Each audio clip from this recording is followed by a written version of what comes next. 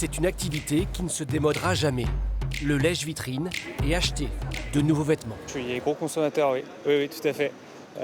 Vestimentaire hommes, chaussures, les belles pièces. J'aime surtout découvrir en fait les nouveautés en magasin. Là, j'essaye d'en acheter tous les mois. J'ai un budget tous les mois pour des vêtements.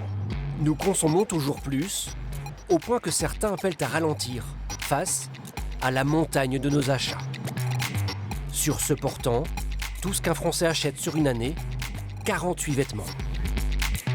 On accumule tout un tas de vêtements chez nous qui ne servent pas. La plupart en plus dorment dans nos placards, vont finir à la poubelle alors que normalement on est censé les trier.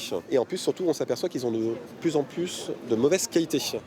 En 20 ans, la production de textiles a doublé dans le monde. Et avec de nouvelles matières, certaines très polluantes.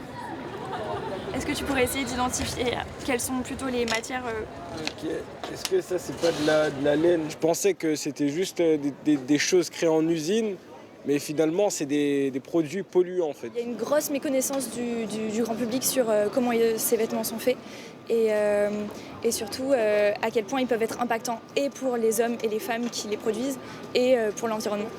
Il y a un an, l'Assemblée a étudié une loi contre cette mode jetable. Le texte doit être examiné au Sénat et va contraindre les fabricants.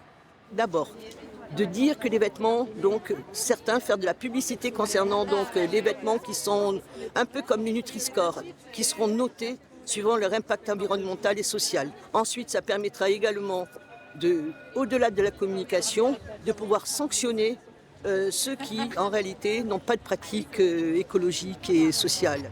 Une loi attendue, l'industrie textile est responsable de 10% des émissions de gaz à effet de serre dans le monde.